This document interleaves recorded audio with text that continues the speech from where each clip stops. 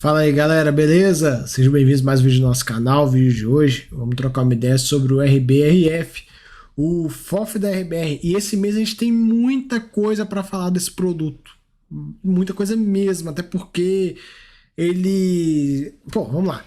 Teve queda na distribuição, né? O cotista pode ser que o cotista fique meio chateado, meio puto, faz parte. Ele tá fazendo uma movimentação muito interessante. A gente vai ver isso também e entender um pouco do ciclo e do que esse cara vem se movimentando de uma forma extremamente inteligente. E na minha visão, assim, estão acertando pra caramba. Tem muito FOF que tá dormindo no ponto. Assim, cara, é surreal. Olha só que interessante, né? A gente avisa a alocação dele entre tijolo e papel, segue aumentando cada vez mais a alocação em tijolo, né? Aproveitando aí, fazendo um movimento. 107 mil cotistas. Infelizmente a distribuição caiu, mas já é algo que vocês já estavam sabendo, né? Eu já vinha cantando essa pedra há muito tempo, ele vinha utilizando reservas e tal. E inevitavelmente, uma hora iria acabar, e acabou. E a gente consegue ver aqui, ó, que ele pagou 56 centavos, está sem reserva. Rapou o tacho totalmente, né? Olha só, ele utilizou 12 centavos de reserva do mês anterior para pagar esses 55 centavos. A gente vai entender. Claro, ele gerou também muito prejuízo, acabou atrapalhando, mas de toda forma, o fundo tá fazendo uma movimentação interessantíssima, né? Ele tá meio que ter uma queda de distribuição agora, mas pensando lá na frente. Olha só que interessante. Eles estão em negociação para comprar dois ativos reais. Dois ativos reais. Olha só que interessante.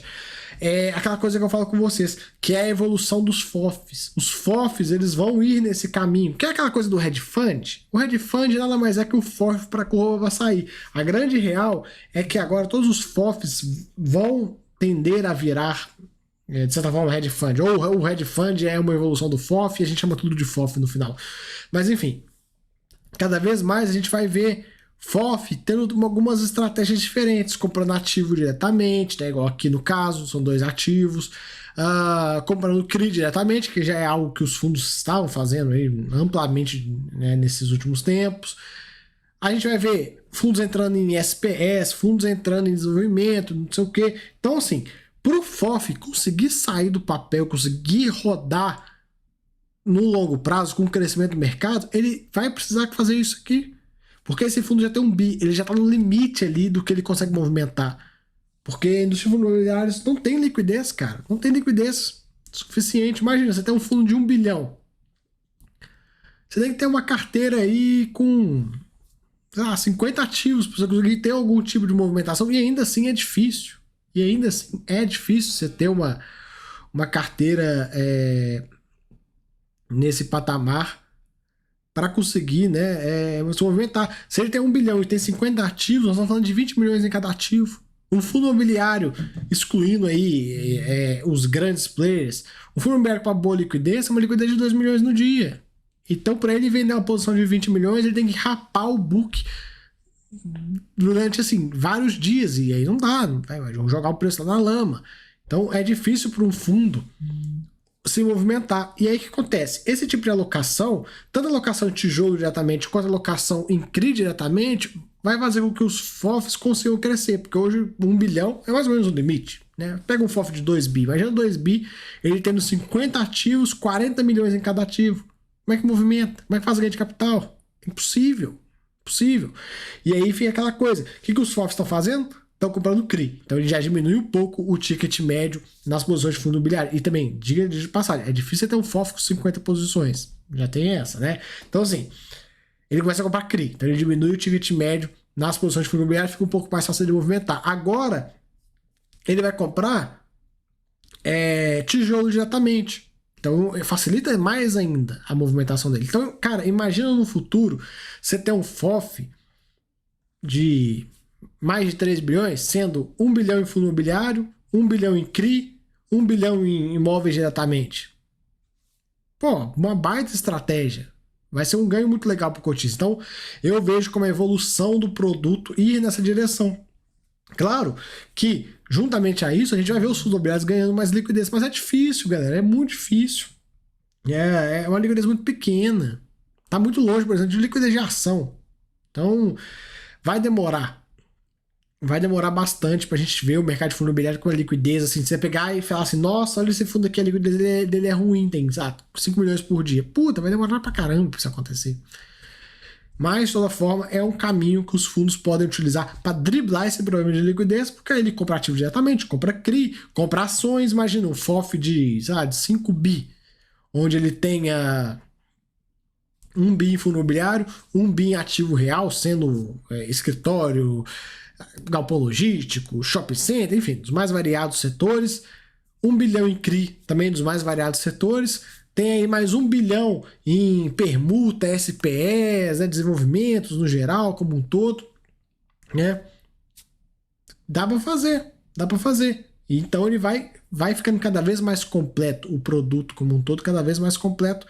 E é um caminho bem legal que eu vejo que alguns fundos já estão traçando. O que nem a Hedge Fund está fazendo isso, né? Tá indo nessa direção. Agora o RBRF, e eu imagino que no futuro vai ter isso cada vez mais. Por que precisa fazer isso? Como eu falei, necessidade. Ou ele faz, ou ele empaca. Ou ele não vai. Esse fundo, por exemplo. Você vê aí, o maior FOF é o BCFF, que eu não vou nem fazer comentários a respeito, mas a gente sabe, tem 2 bi. E já é difícil de movimentar. Esse cara aqui tem 1 bi, já é difícil de movimentar. Então, a gente vê aí, né, essas alocações que o pessoal vem fazendo para tentar, né, melhorar.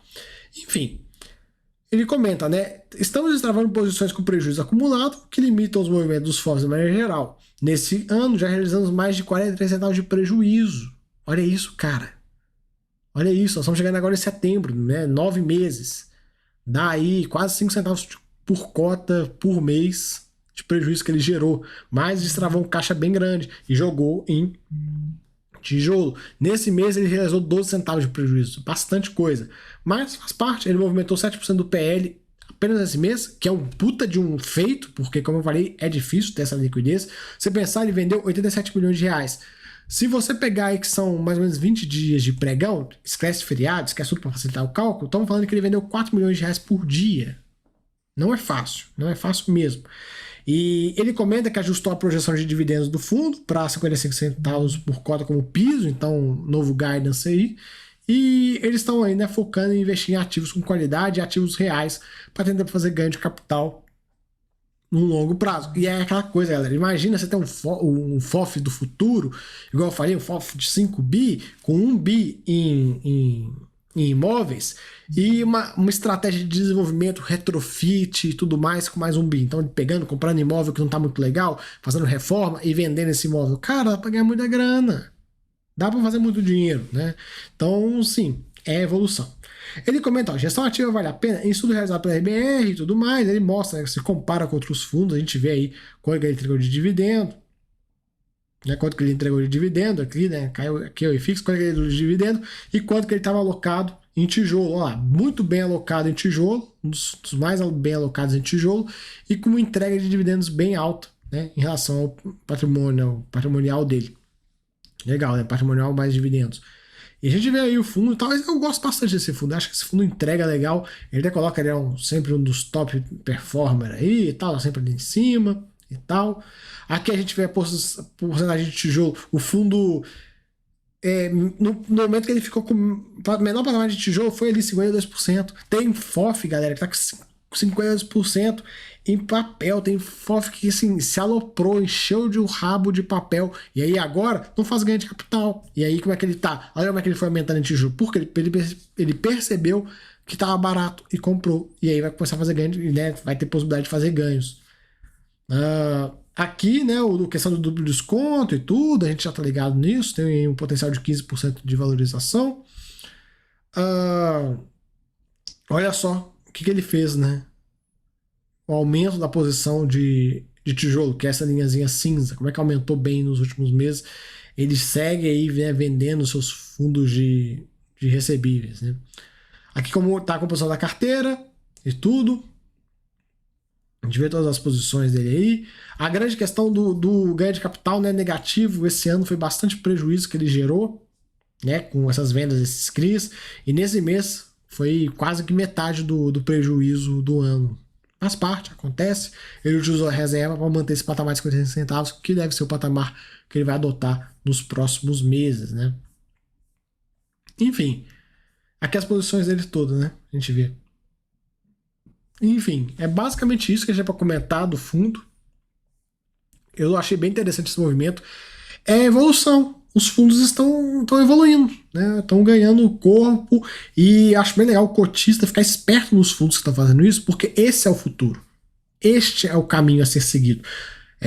Quem tiver indo nessa direção vai conseguir fazer maiores ganhos no futuro, porque, cara, como eu falei, a liquidez é a grande trava dos FOFs. Não adianta nada você ir crescendo, crescendo, crescendo o produto e uma hora esbarrar na liquidez e aí fica aquele produto empacado, que não se movimenta, não faz nada, aquela nhaca toda, que é horrível. Então, produtos, gestores que já estão com essa cabeça de tipo assim, caraca, vamos comprar CRI, vamos comprar imóvel diretamente, vamos comprar ação, não sei o que e tudo mais, e meio que nessa direção do hedge fund, que no caso, o hedge fund, o hedge fund surgiu como algo diferente. Agora a gente já tá vendo que nada mais é que um FOF com roupa para sair e tudo mais. Então, assim, os gestores que estão indo nessa direção de diversificar o portfólio vão ser os caras que vão entregar mais ganhos lá na frente. Enquanto os gestores que ficarem sentados na tese do passado, esses caras não vão conseguir. É o que vai acontecer. Pode anotar. Beleza? Então, galera, valeu aí. Tamo junto. Espero que tenham gostado. Se gostou, se inscreva no canal. Se gostou mais ainda, vem ser mesmo. Valeu aí. Até a próxima. Fui.